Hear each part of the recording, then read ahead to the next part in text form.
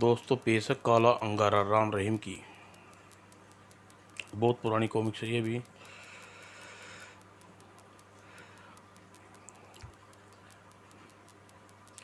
शुरू करते हैं दोस्तों। जीरोलैंड भारत के दक्षिण दिशा में एक स्वतंत्र देश जिसकी किंग जको जकोला बाग जीरोलैंड के अपने अनोखे नियम और कानून थे, जहां कैद कातिलों को घोर उत्पादों और अपराधियों को वहां का राजा पुलिस सेना के मुख्य अदालत सजा नहीं दी जाती थी, बल्कि उन्हें प्रजा ही सजा देती थी, बशर्ते उन्हें अपराधों का लोहा लेने की ताकत रखती हों, अर्थात जिनकी लाठी उसी की भैंस काली वाली कहावत वाला कानून था। एक दिन राम रहीम और को जोरलैंड के एक पत्र प्राप्त हुआ। राम रहीम भैया, मेरा और मेरे परिवार का जीवन कष्ट संकट में है। यदि तुम्हें राखी पर दिवस पर अपने वचन याद हो तो तुम्हें मेरी मदद के लिए पहुंचना। तुम्हारी छोटी बहन सूर्या। राम रहीम को तुरंत ही वह दिन याद आया जब एक दिन और एक मिशन को पूरा करने वापस लौटते वक्त शाम को मार्ग में उसका जहाज तबाह हो गया और अर्ध मूर्छित राम को जीवन सूर्या ने अपनी जान पर खेलकर न केवल बचाया था, बल्कि उसे अपने घर में आसरा देकर अपनी सेवा की शर्त दी थी। तुम्हारा यह आसान कभी नहीं भूला पाएंगे बहन।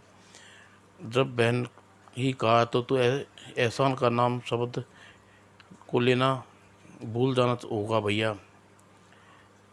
और विदा होने से पूर्व अपनी छोटी बहन की राखी तुम्हें याद है भैया? मरते दम तक बहन इस राखी की लाज रखेंगे।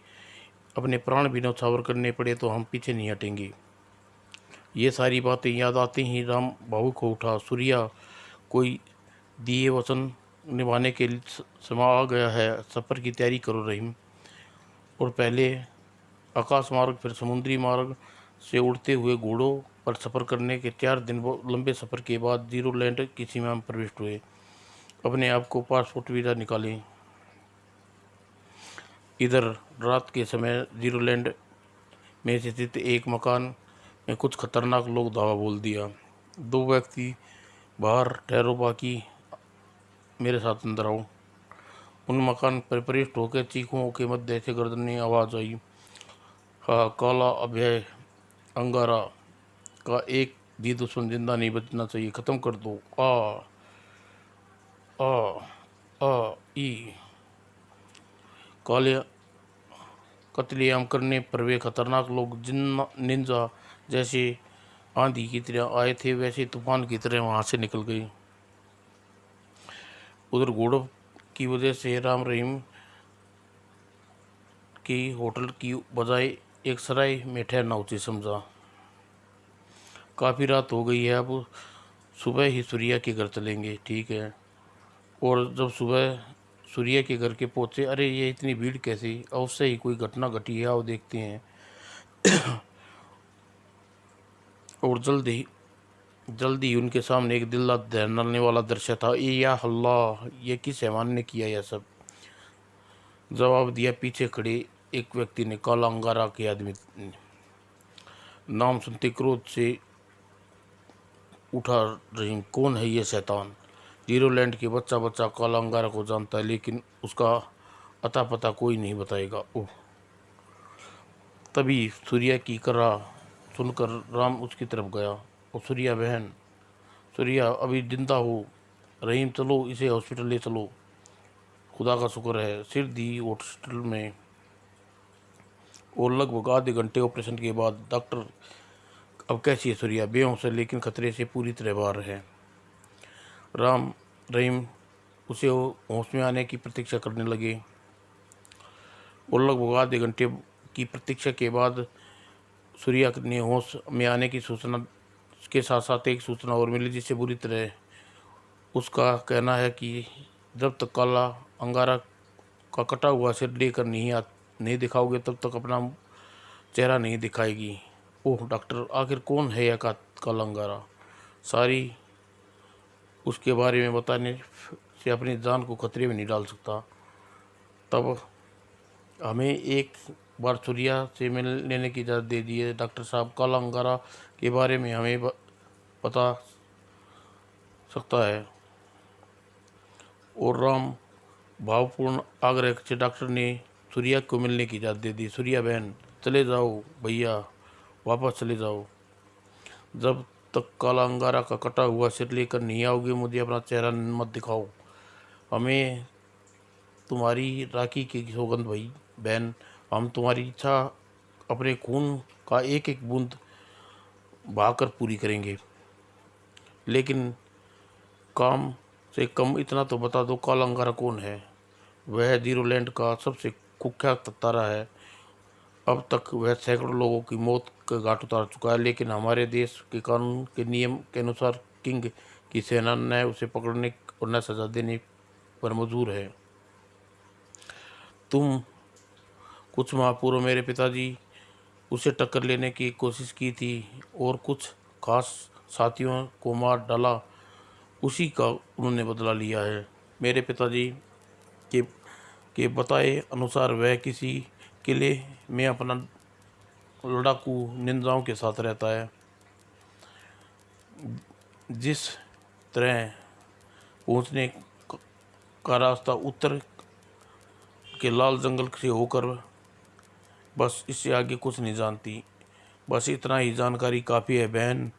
अब हम अंगारा के कटे हुए सिर के साथ ही अपना चेहरा दिखाएंगे। और आओ रहीम, इस बार मेरे भाइयों की रक्षा करना। बाहर निकल। सूर्या के प्रियजनों के अंतिम संस्कार सूर्या की देखभाल करने के लिए यहीं रुकना है। अंगारा की खोज में मैं अकेला ही निकलूंगा। लेकिन राम भैया, रहीम ने कुछ कहा लेकिन सोचकर चुप हो गया। और फिर हॉस्पिटल से राम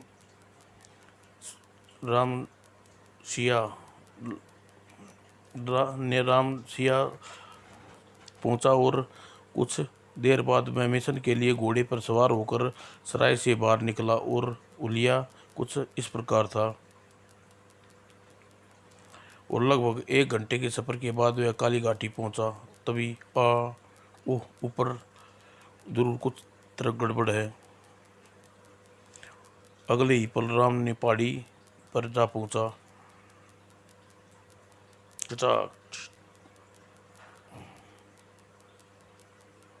लेकिन बूढ़ा और लड़की ज़्यादा देर उन लाल पोसों का मुकाबला नहीं कर सके। अब बचकर कहाँ जाएगी छोकरी, छोड़ दे मुझे। अब तेरी बच्ची खुशी जिंदगी का खेल खत्म हुआ। परंतु इससे पहले ही बूढ़े का जीवन लीला समाप्त कर डालता। यह देख लड़की सभी निंदा चौंक उठे। अगले ही पल वह राम था।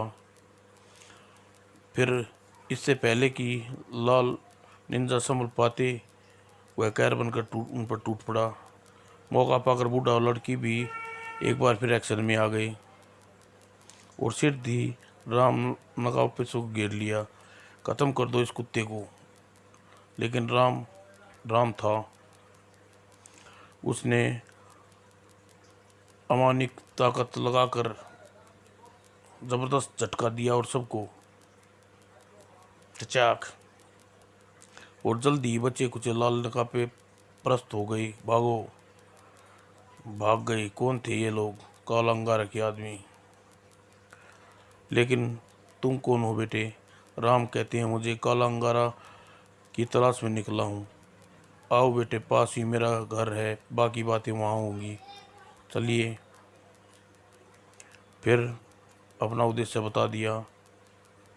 बुजुर्गवार, अपनी काला अंगारा से क्या दुश्मनी है? दरअसल उनके किले पहुँचने का मार्ग जानता हूँ। क्या? हाँ, एक बार मैं भटकता हुआ अनजाने में ही उस किले पर जा पहुंचा और तुम्हें अपने दुश्मनों काल काल का के आदमी समझ कर पकड़ लिया, परंतु मैंने उनकी कैद से भाग निकला। तभी से वे आदमी अंगारा के आदमी मौत के घाट उतारने की ताक में लगे हैं, जबकि मैं उनसे भय से अपनी बेटी के साथ एक स्थान से दूसरे स्थान तक छिपता रहता हूँ। घर पहुंचकर राम ने बूढ़े के घाव पर मलहम पट्टी करी। बेटे, काला अंगारा के किले तक तुम जैसे तैसे पहुंच जाओगे, लेकिन वहां उसका सिर काट कर लाना बहुत मुश्किल है, क्योंकि वह हमेशा असंख्य बहु फाइटरों के से घिरा रहता है और इंसान की जान गाजर मूली से ज़्यादा महत्व नहीं देती।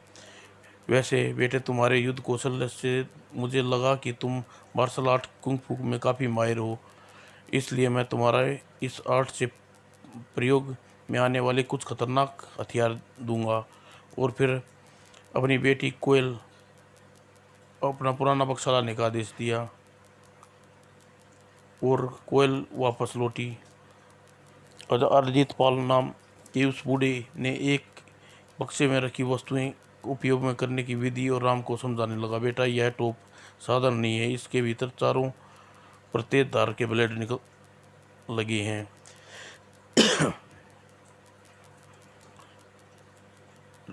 और रेशम की इस रस्सी में हवा में उठाते ही छाक इस तरह हवा में तैरता हुआ जमीन पर अजित अब यह रस्सी को झटका दे और कचाक और दुश्मन का सिर जुदा। फिर दूसरा झटका, टोप बाहर, इसके साथ टोप तुम्हारे हाथ में आ जाएगा। बहुत खूब, यह तो वास्तव में बहुत अनोखा खतरनाक हथियार है। यम राम ने टोप हैट इस तरह पहन लिया। अब अजितपाल लोग यूं ही निकले। उन्हें पहुंचकर जमीन पर पैर पटक देने से अब आगे त्रिशूलिया छुटिया के बाहर निकल आएंगी। ओह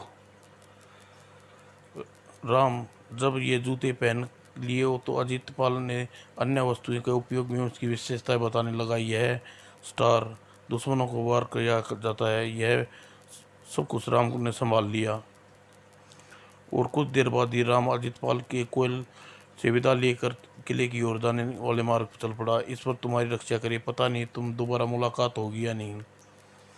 और घाटी पार पहुंचकर जंगल में दाखिल हो गया। दोपहर ढल चुकी थी। उधर पुराने किले में काला अंगारा सामने मैदान में चल रहे थे आदमियों के प्रदर्शन को देख रहा था। तभी एक व्यक्ति उसके सामने, मास्टर, ग्रुप नंबर 21 से खबर मिली है, अजितपाल इस बार भी बच गया। कैसे बच गया? वह हर बार मुझे गुर्र, इस बार किसी निंजा ने बीच में आ जाने से उसकी निंजा के हाथ ने हमारे आदमी की मारे गई। ओह, यह जरूर हमारे दुश्मन काल का आदमी होगा और उस बूढ़े ने हमारे कई किले के मार्ग भी जान लिया हुआ। अतः अपने तमाम ग्रुपों को सतर्क कर दो कि किले की ओर कोई आए तुम दोनों मार्ग रास्ते पर निगाह रखी। जो आज्ञा। और रहीम और राम के अलावा बढ़ चला जा रहा था। अचानक ही खतरे का अभ्यास हुआ और पलक झपकते ही वे हवा में कल्लावाती खा ठीक। वो मेरा अनुमान ठीक निकला। दुश्मनों ने मेरे खबर लग गई चुकी है और राम के तीरों घोड़े का कुर्बान हो गया। तभी तीरों की एक बार बढ़ आई। ओह, अब दुश्मन उस घने पेड़ों में छिपा है। राम ने तलवार बाहर खींची और अब मुझे दुश्मनों का चकमा देना होगा। और अगले ही पल राम की जेब में से धुएं के बम धरती में पटक दिए और दूसरे ही पल वह राम सफेद धुएं के गुब्बारे में था। ओह, अब आएगा मजा। अरे जब धुआं छटा, ये है कहाँ गायब हो गया? जल्दी ही कूदो, उसे तलाश करो। और सब एक साथ कूदे और इसी के साथ धरती पे पांव पड़ते ही पीछे मौत उनकी तरफ बढ़ी। ओह, लेकिन मौत उससे फुर्ती से निकल गई। इनका भी काम तमाम, अब पग पग पर सतर्क रहना होगा। वो जल्दी ही पैदल आगे बढ़ने लगा और शाम ढल चुकी थी। रात होते होते वह जंगल पार करके एक नदी के किनारे पहुंचा। आज रात यहीं गुजारनी होगी, कल सुबह होते ही चल पुल पार करूंगा। और एक सुरक्षित स्थान पर उसने रात को गुजार दिए। सुबह निष्क्रिय क्रिया करके होकर पुल पार करने लगा, परंतु जैसे ही पुल के बीच में पहुंचा, डूम डूम, लेकिन एक ही क्षण के लिए राम बौखला गया। लेकिन फिर मौत के पीछे छुटने से के लिए हिरण की तरह लंबी लंबी कूदान भरने लगा। और फिर दुश्मन मेरी प्रबंध कर दिया है। और अंत में यदि उसने मेरी लंबी छलांग न लगाई होती तो शायद वह उसका जीवन समाप्त हो गया होता। एक चट्टान एक चट्टान के पीछे छुपे भयानक चेहरे ने राम की चमत्कारिक ढंग से बचते देखा। ओ गजब, कोई साधारण इंसान मालूम नहीं होता। हाँ, इसे एक बार मौत को चकमा दे दिया, लेकिन मास्टर का आदेश है, हम इसे कीमत पर नहीं, जिंदा नहीं छोड़ना। आओ मेरे साथ। और दुश्मन कहीं पास में ही छिपे होंगे। और दुश्मन जल्दी उसके सामने था। हो हाउ हाउ। और उधर राम हवा में चमक उठी तलवार और आह गुर्र। और फिर हमले के लिए राम पर धड़ाक धड़ाक धुम। और राम बड़ी तेजी से अपने हाथ में दस्ताने और टोप ले लिया और टोप सीधा लाल टिप्पे के सिर पे जा चढ़ा। और जैसे ही विशेष अंदाज में रस्सी को झटका, टटाक, और दूसरी हवा में वो टोप राम के हाथ में। क्या है दोस्तों, वो ख़त्म कर दो इस कुत्ते को, गुर्र। और आओ, मैं तैयार हूँ। और जैसे ही राम के निकट पहुँचे उसने ओह ऊपर, ओह, संभलते पेड़ पर चढ़ गया। ओह, और काफ़ी ऊपर जाकर राम ने हवा में छलांग लगाई।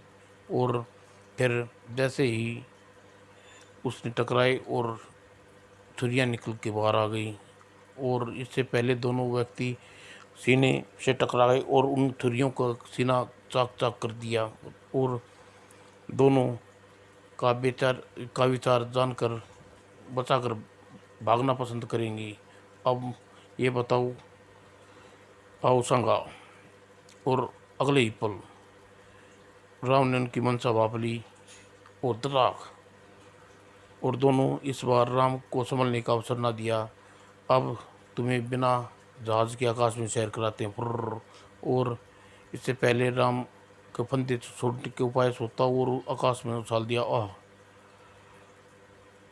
अब जो कुछ करना हुआ वहाँ में ही करना हुआ। और इससे पहले ही हाथ में छुरियाँ चमक उठी और कलाबाजी खाकर सीधा उसका फुर्तीला निशाना अचूक। दुश्मनों को पीछा छुड़ाकर समय बर्बाद किए बिना वह पुनः आगे बढ़ गया। अब देखता हूँ अंगारा ने मेरे स्वागत के लिए क्या प्रबंध किए हैं। और तभी मार्ग में जगह जगह मारने के प्रयास किए गए। ख़त्म कर दो, मारो इनके लिए तो 10 बम ही काफ़ी रहेंगे। और अंगारा का चक्रव्यूह और त्राम त्रूम आ ड्रम। और सुकुशल इस पहाड़ के निकट पहुंचने में सफल हो गया। अब बाबा अजीत पाल के कहे अनुसार पहाड़ के पीछे काला किला अंगारा का किला है। अगले ही पल वह लंगूर की तरह छलांगे लगाता हुआ पहाड़ के ऊपर चढ़ता दिखाई दिया। लेकिन पहाड़ के ऊपरी हिस्से पर स्वागत में पूरा प्रबंध था। सावधान की शिकार आ पहुंचा है। और जैसे ही राम ऊपर पहुंचा, वो घबरा कर तुम्हारी भलाई इसी में है, हाथ ऊपर उठाकर चुपचाप हमारे आज्ञा पालन करो। ओह, फिर फंस गया। इनके पास गने हैं, आत्मसमर्पण करना ही उचित होगा। और राम ने आत्मसमर्पण करने को लेकर चल पड़े और सिर दिए उसे एक पक्के रास्ते पर ले गई। लगता है अब जल्दी काला अंगारा का सामना होगा। और सिर दी, हूँ तो ये है काला अंगारा। कौन हो तुम? याद रहे, सच्चाई बताने का तुम्हारी भलाई में है। मेरा नाम राम है, राम राघव। ओह, तुम भारत के 00 के एजेंट राम तो नहीं हो? बिल्कुल ठीक ठीक समझे। तो अंगारा, तुम्हारी तुम्हारी यहाँ आने की वजह, तुम्हारी मुझसे कोई दुश्मनी नहीं है। जो इंसान सूर्या और अपने परिवार का कातिल हो वो मेरा दुश्मन है। मैंने अपनी बहन सूर्या से तुम्हारे सिर को काट कर लाने का वचन दिया है। हाँ, तो तुम्हारी इस मौत तुम्हें शानदार प्रबंध करूँगा, क्योंकि अपने दुश्मनों का साधारण मौत देना पसंद नहीं करता। रक्षकों, इसे 7 नंबर सूली पर लटका दो और नीचे कटीले जाल बिछा दो। तुरंत अंगारक का आदेश का पालन हुआ। मेरे नादान दुश्मन, अब मैं चक्रों से तुम्हारे बंधन काटूंगा। खैर, और काटूं, जाली में गिरकर हमेशा हमेशा के लिए सुंदर शरीर त्याग दोगे। और इतना कहते ही अंगारा चौक फौरन सचमुच राम ने पुकारा, हे मदद करो। राम है, मदद करो।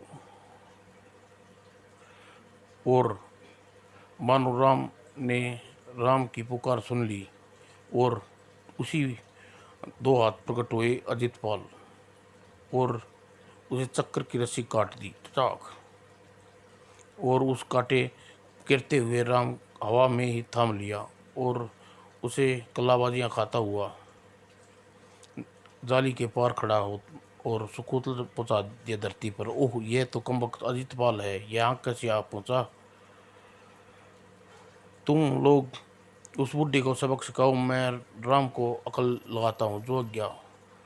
और तभी मैदान में वहाँ अंगारा के रक्षक राम के पाल खत्म कर दो, इन्हें मारो। ठहरो, यह मेरे शिकार है, इन्हें मैं ही निपटूंगा। लेकिन और सीधे हुए गए अंगारा वे उसके 5 रक्षकों भयानक हैं अंदाज में राम और अजितपाल की ओर बढ़े। बेटे, तुम अंगारा को संभालो, मैं इन अंगरक्षकों को संभालता हूँ, चाहे तुम मेरी यह तलवार रख लो। नहीं बाबा, तलवार आप रखें। अंगारा, मेरे दोनों हाथ ही काफ़ी हैं, आपकी दी हुई वस्तुएं हैं। और फिर बूढ़े ने अंगरक्षकों पर कैर बनकर टूट पड़ा और उधर राम का टोप फेंका टचाक।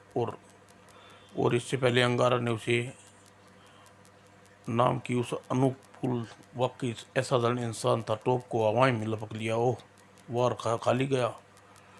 और अगले ही पल अंगारा ने आने से पहले राम को हवा में उछाल भरी। आ डिश डिश, आ तड़ाक। और फिर राम ने एक बार ऐसी ताबड़तोड़ आक्रमण किया, डट डट डिश डिश डिश, आई आ ठाक ठाक। और तुरंत मार खाता अंगारा जल्द ही संभला और अब उसकी बारी थी। धा ढाई ठी ठी। राम को उसने के वार बचने के लिए एक इमारत दीवार का सहारा लेना पड़ा। हा, बचकर कहाँ गया छोकरे, यह कला तो मैं भी जानता हूँ। और अगले ही पल दोनों एक साथ दीवार पर चढ़ रहे थे, टटाक टाक।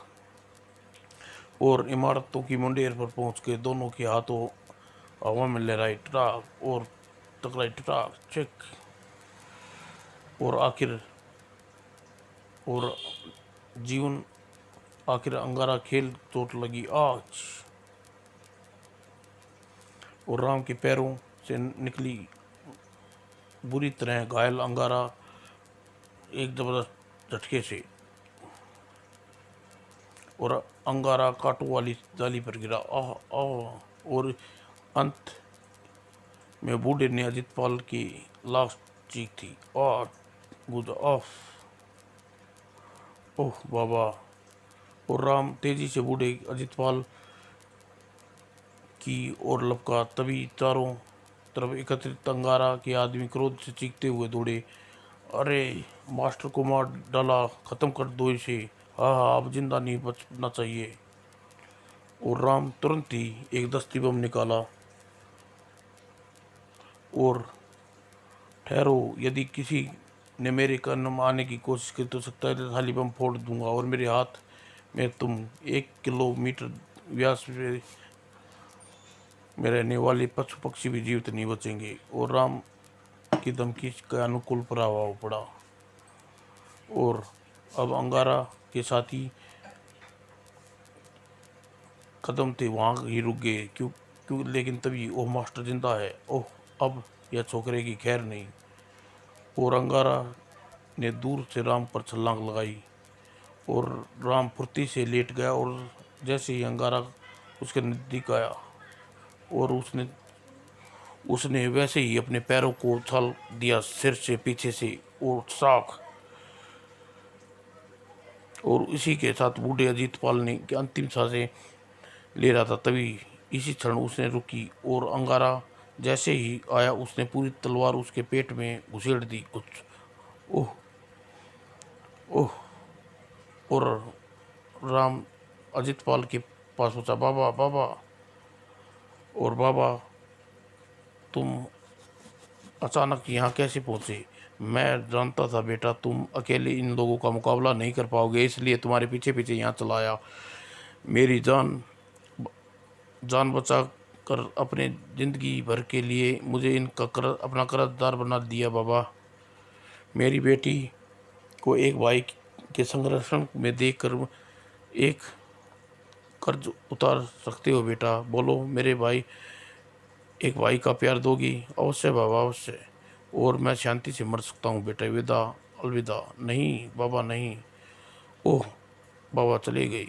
तभी अंगारा के आदमी राम के मतलब के पकड़ लो, मार दो, जो होगा देखा जाएगा। ओह अब मुझे यहाँ से निकलने की कोशिश करनी चाहिए। और अगले पल फौरन धड़ाम धड़ूम, और पलक झपकते ही गाढ़ा धुआं फैल गया। राम सभी को खो खो खो, और दिखाई नहीं दे रहा, खो, मेरी आंखें जल रही खो। और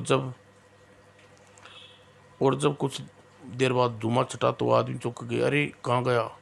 अरे लगता है धुएं का फायदा उठाकर भाग गया। ओह देखो मास्टर का सिर भी गायब है। ओह जरूर वही ले काट के ले गया होगा। और किले से निकलते ही राम पहाड़ियों के दूसरी तरफ था। ओह मेरा घोड़ा।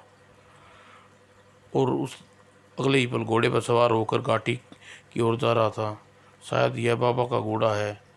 ईश्वर ने उसकी आत्मा को शांति प्रदान करी। इस घाटी में उसका घोड़ा मेरा काम आएगा। और घाटी में पहुंचने के बाद कोयल को अपने साथ लिया और जीरोलैंड की ओर चल पड़ा। मार्ग में राम ने कोयल को सारी घटना उसके पिताजी के बारे में बता दी। और जीरोलैंड में पहुंचकर वह सीधा हॉस्पिटल में पहुंचा। देखो सूर्या, मैं अंगारा का सिर ले आया हूँ। ओह तुम महान हो भैया, अब मैं शांति से मर सकती हूँ। क्या कह रही है मेरी बहन?